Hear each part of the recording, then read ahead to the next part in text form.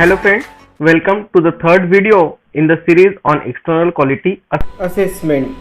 Here in this video we will see the complete process of external quality assessment sample processing, in which we will see the receiving of the material, the processing of the material and the entering of data. Once the laboratory has enrolled in the external quality assessment program, the material or the challenge will be supplied to the laboratory in the shipments or in batches.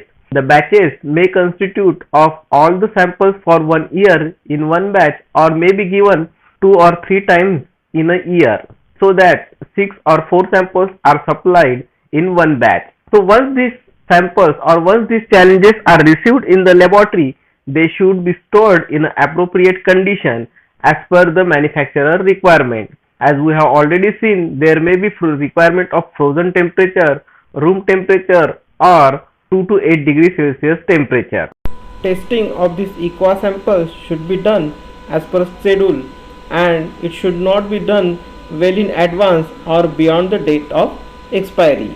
So how this processing should be done? As per ISO 15189-2012 in clause number 5.6.3.3, analysis of inter-laboratory comparison samples, the laboratory shall integrate inter-laboratory comparison samples into the routine workflow in a manner that follows as much as possible the handling of patient samples. Inter-laboratory comparison samples shall be examined by personnel who routinely examine patient samples.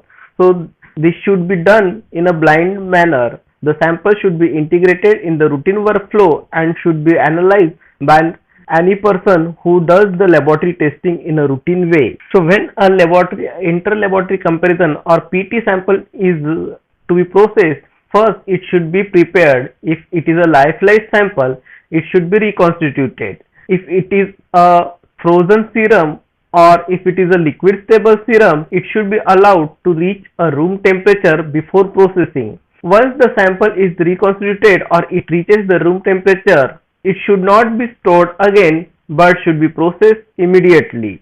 The sample should be integrated in the routine workflow. It is better the inter-laboratory sample should go through the complete process of pre-analytical, analytical and post-analytical process.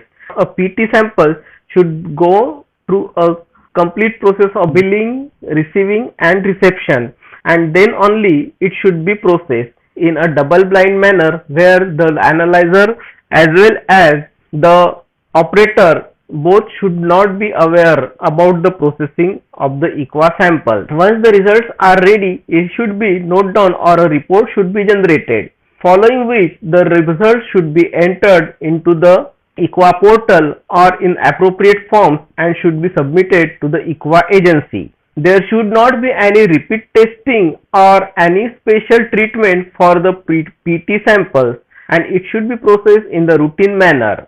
There should not be any special maintenance procedure or any calibration procedure that should be carried out before processing the PT sample. The participating laboratory should not communicate the results with any other participant in the same program about the sample data until after the date of submission of the data. The laboratory shall not refer inter-laboratory comparison sample for confirmation of the examination result before submitting the data to the equa agency. This process assures complete blinding of the external quality assessment sample or PT samples, and it goes through the routine process of the laboratory. Once the equa results are ready, they should be filled in the data entry portal or in the data entry form manually or in a computerized system. While entering the data, the precautions should be taken about the measurement units. Precautions should be taken regarding the decimal point